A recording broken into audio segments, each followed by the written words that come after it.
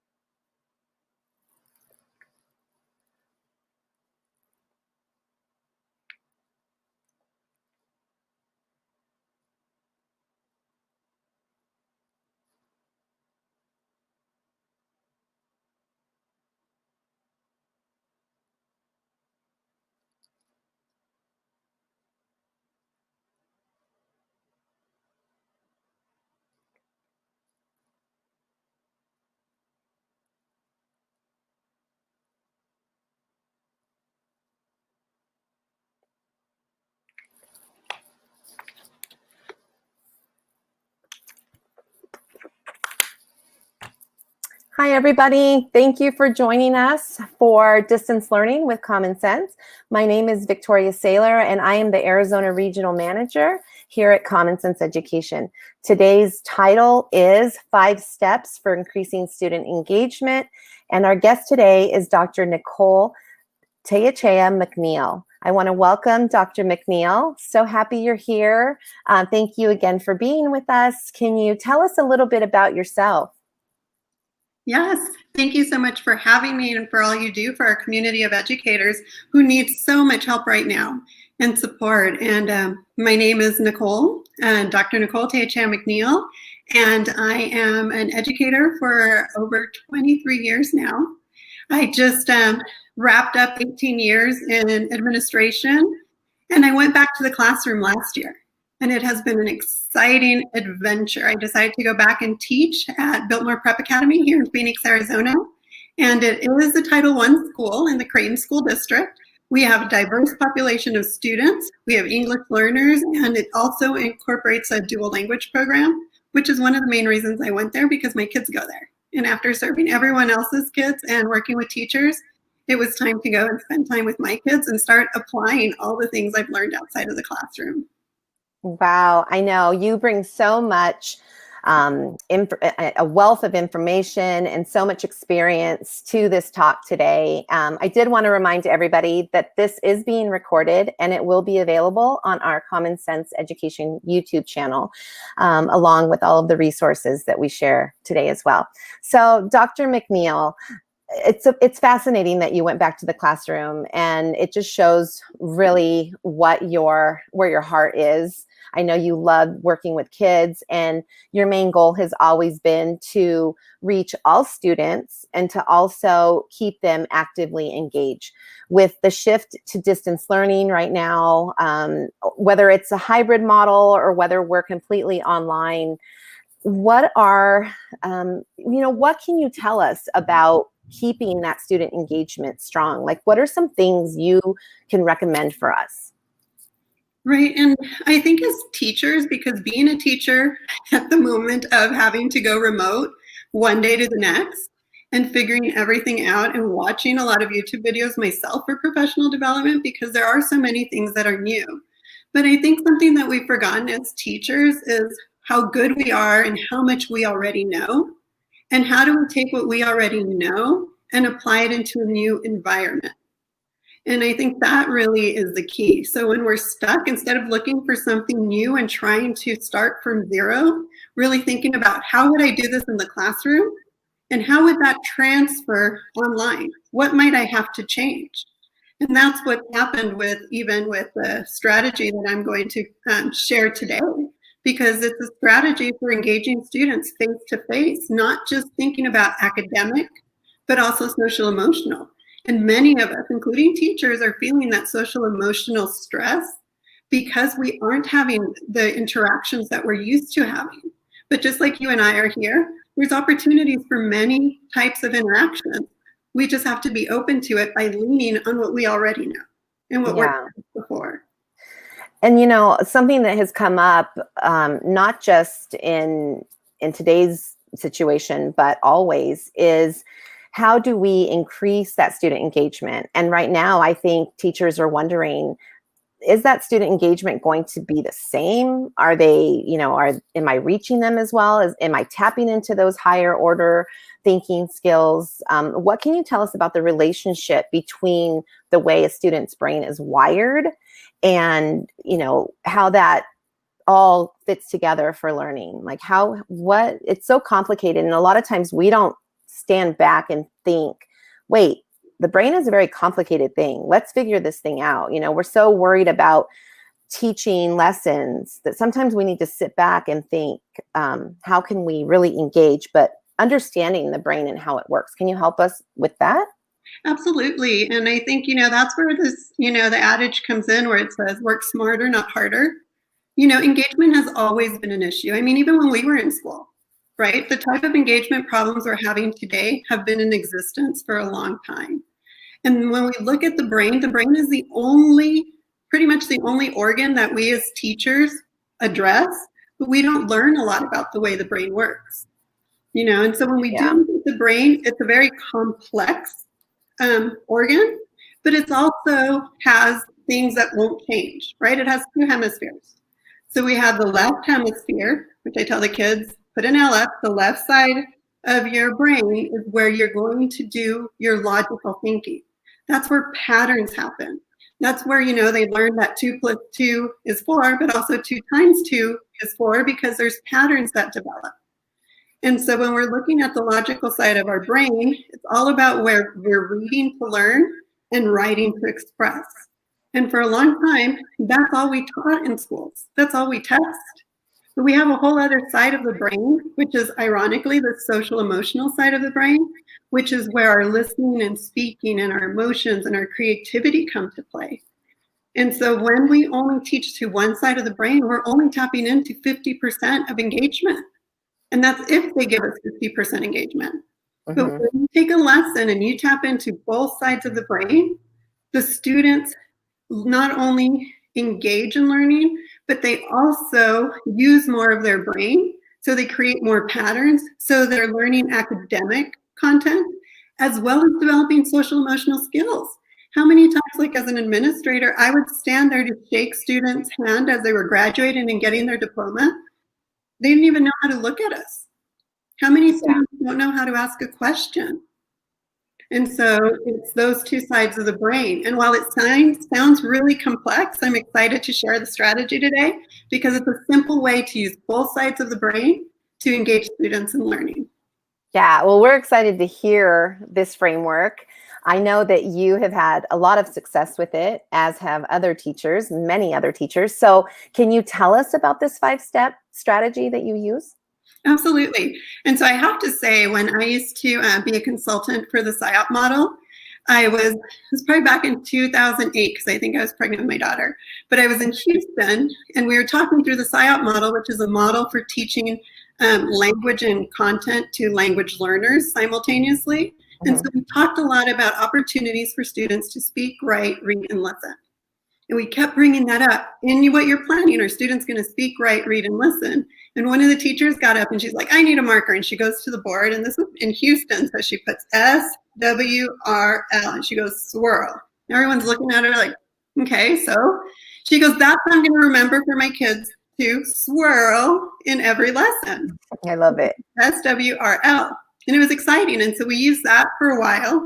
But then we started looking at the data. And students might acquire language. All kids speak English, but are we seeing the academics advance? So then I really looked at it and had to put in the T for TWRLS, which shifted it from swirl for speaking, writing, reading, and listening, which is key. But if we don't have a focus for what they're thinking about, is it the main idea of the story? Is it double-digit multiplication? Is it the water, the ecosystem? Is it the Constitution? What are they thinking about so that they can use those reading, writing, listening, and speaking skills in an intentional way? Right. So that's how TWRLS came about. And it really is just What are we thinking about? What is my whole lesson going to be about? Because as teachers, we plan a lesson based on how we think the reading skills go. And kids are going through the process, but are they intentionally learning a strategy that they can use on their own? So first is that thinking. What is the whole lesson going to be about? What opportunities do students have to learn about it or read?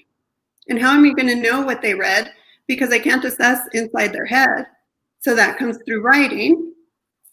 And then once they read and write, think about all the language, all the learning, all the content that they've developed.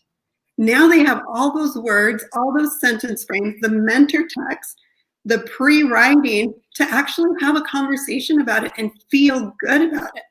But when we ask students questions at the beginning, before we've taught them how to understand the content and write about it, they don't know how to speak and listen about it. Mm-hmm. And so then the second part is, once they think about it, read about it, write about it, what can they speak about and what can they listen? And kids can do that in every lesson.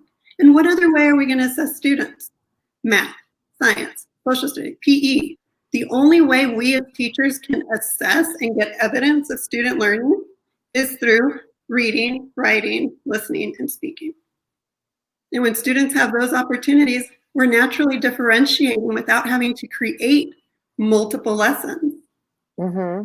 Yeah, it just makes so much sense, and it sounds like such a great framework. But when I'm listening to this, I'm feeling a little overwhelmed. So how can we integrate? Are there ways you can do this, seamlessly? Are there tools we can use? Because right now, we are feeling overwhelmed. And so this is an awesome framework, but we need here, this is how you can do it. I'm going to give you this, and here are some tools, and look, it's not as bad as it seems. It's kind of like the same thing when we're teaching this digital citizenship. A lot of teachers say, oh no, I can't. So it's all about integration. And we've all learned how to do this as teachers. That's one of the arts, that we've added that to the art of teaching. They've taught us how to integrate. So can you integrate this strategy? Absolutely. And I like to look at this strategy like the difference between going to a big gym where you walk into the gym and you can work out every day, or going to a gym that's already organized, kind of like Orange Theory, where you go for an hour, but it's intentional for an hour. When we look at TWRLS, what it does is it takes everything that can happen in a lesson and helps you focus on what is being taught and how are we as teachers giving students opportunities to participate, that they can participate. So one thing is going simple, right? What are those patterns? So one thing for a thinking pattern is thinking maps. Thinking maps has 8 ways to think. So if I'm planning a lesson for reading and I'm looking at a main idea, or for the older kids, a claim, I know a tree map is going to help me organize that. So if students read a passage, especially for teachers who teach multiple grades, right? Like we have middle school teachers that are planning for 6th, 7th, and 8th grade. Right. Those standards are so similar. I can have the same lesson with TWRLS using a thinking map. And then I have to think about, okay, once they read, once they fill out their thinking map, how are they going to share? A simple pair share, right? Turn to a partner and read what your main idea is with at least one key detail. Can I interrupt you for a minute? Because you brought something up, and the think, pair, share is such a great activity. And somebody stumped me the other day because they asked me, well, you have a think, pair, share idea in one of your lessons, but how do you do that online? And again, you were telling me yesterday or the day before how you do it. Can you share how you would do a think, pair, share?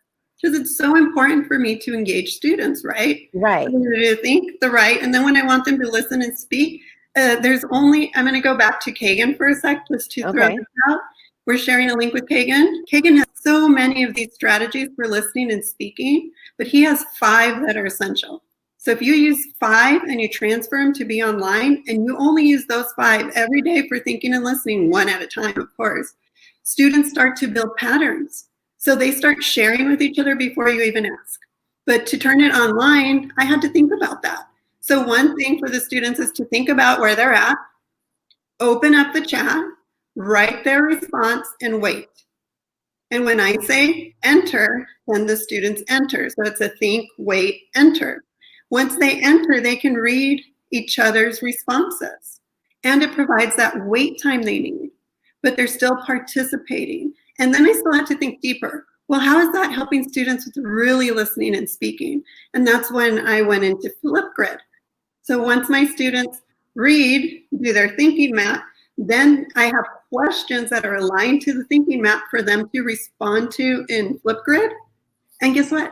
The other kids have to go in and respond to at least 3 that they heard. And now they're getting feedback from their peers. Imagine doing that consistently, but the text changing weekly. In 8 weeks, the type of engagement that we can get from our students. The issue is that we really change how we expect kids to participate so much that they don't know what to expect anymore. And using TWRLS, thinking maps, and Kagan for me has helped create the structures, not only for students, but when I'm working with teachers as well, to support them in being successful. And when you feel successful, do you want to participate? Yes, exactly. You want to feel like participating. Otherwise, you just shut down and you're embarrassed. You feel like you can't add anything. I think we have a question in the chat, and it says, can you speak more about how TWRLS helps ensure my lesson and my students' thinking is rigorous? And that's another thing that we were talking about, the higher order thinking and the rigor to our lessons. So how can we ensure that that will help? Right, absolutely. And when we define rigor, I like to touch onto, the DOK levels with the Hess matrix. The first level is recall. The second level is being able to understand using a strategy or technique. The third level is making connections. And the fourth level is on your own, making connections between your life or past experiences. When students only read and write, we're only allowing them to level 2, sometimes level 3. But in a lesson, we can get students through all 4 levels if we give them the opportunity to read, write about it, listen, and speak. And when I say those, I mean it with intention. What are we reading for? Are we reading for information? Are we reading for the main idea? Are we reading for theme? What are we reading for? And then whatever you're reading for, that aligns to a thinking map that helps with writing. And kids feel so successful with that. And then that's a bridge for them to start going into actually building stamina for writing. Because a lot of our students don't have stamina for writing or get enough feedback. So when we add the listening and speaking, we're increasing the rigor, not only because they have to organize their ideas to share, but they also have opportunities to, in a safe environment, evaluate each other and give feedback. And when we have students giving feedback about the main idea, about the claim, about the subclaims, about reasoning, we're increasing rigor for them automatically. And there's no reason that they should be doing that differently in 3rd grade, 5th grade, 6th grade. It doesn't change. The text changes, and the amount of time they spend on it changes. Absolutely. And you did mention stamina. And when we can increase that stamina for our students, then they are able to participate in more rigorous activities. So it all makes so much sense how it connects. This is fascinating. Absolutely. The brain is fascinating. Excited, right? Yeah, I get excited. Oh my gosh. The brain is a muscle. And like I tell my kids, I go, do you think that Phelps won all those medals by trying a different way to swim every time? They're like, no, he has to do it the same way because he has to increase. Well, he's increasing that muscle. So if I teach you to do it every time, then you're not training your muscle, and your brain is a muscle. And there are structures for language that we can use to be able to get every student to be able to access those higher level of thinking. Yeah, I think a lot of times we think of structured lessons more around math or science, and we forget that literacy should also be structured. And and you were saying something about that yesterday as well. Tell me a little bit more about that, about the structures necessary for language arts for literacy development. For everything, right? Because when we're doing social studies, the only way we're assessing kids is if they're reading, writing, listening, or speaking. There's nothing different that they have to do in social studies than they do in language arts other than the text. The same goes for science. The same goes for math. Like I had a teacher telling me, well, I don't see reading and writing in math. I'm like, it's a language. You're like, what? You read from right to left. Parentheses mean something just like they do in language. And so if we can look at learning as a structure for using our skills that are connected to our brain. And the skills that are connected to our brain from when we're little to are going to be thinking, writing, reading, listening, and speaking. We know those of us who have been successful in college was because we knew how to write a good 5-paragraph essay. Right. And I'm going to share this. I'm going to share this TWRLS with my freshmen in college. Right. Because I think it's relevant for any age, even myself as an adult. If I am writing, let's say, an email, an important email, or I'm planning a lesson or a presentation, these are some really good ways to think about my own thinking. So I'm going to try it and see what happens. And that's the highest level of thinking. I love it. Thinking about your own thinking. Some of us do it accidentally, right? Like, I thought my daughter was the smartest kid because she could predict at the age of 2. Well, she didn't know she was predicting, right? Yeah. But as adults, when we can choose what our thinking is and how to tackle that, that's what makes us successful. That's why planners are what? A billion-dollar industry. I know. Oh my gosh. So this is awesome. You mentioned Flipgrid. You also use it in Seesaw, and you also can use it in Google Classroom. Yep. There's just different ways. And you have provided some examples for us. You've provided a poster. You've also provided the thinking maps for K-5 and as well for 6th through 12th grade. One last thing before we go. The connection between social emotional learning and TWRLS. I was looking at one of our, we have a young voters guide. And right now with the election coming up and everything that kids are exposed to, you could also use this for digital citizenship. You can use it for everything. Anything you want a child to learn and create brain patterns, TWRLS is it. It really is that simple, because what are we thinking about voting? What are we thinking about digital citizenship? What are we thinking about math? Whatever it is. Now when we plan as teachers, after we plan our lesson, how are my students reading to learn? How are they writing so I can assess? And how are they listening and speaking using the language that they just created? Right. Giving them those opportunities, especially when it comes to digital citizenship or citizenship right now. I do that all the time. Digital citizenship. And you know how many people I know do that? We all do that. Digital citizenship. Say it 5 times fast.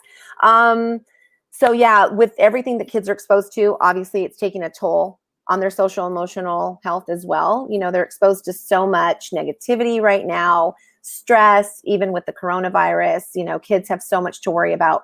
If they can use this strategy, or teachers can use this strategy, or parents can use this strategy to help their kids process even life, I think this is such a great framework, because even if we're not writing something down for an assignment, we're still processing that in our brain. So if we even think TWRLS when we're trying to process just social things, that might even help too.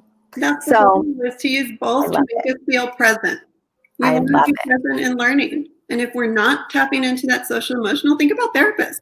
Therapists do talk all the time because they're tapping into that part of the brain. Yeah. But if we do it in the classroom, we're teaching students social emotional skills that they can use in any experience. Wow. Well, this was fantastic. I mean, I could talk to you all day. Maybe we'll do a part 2, but are there any last words you have for us? Just some last pieces of advice.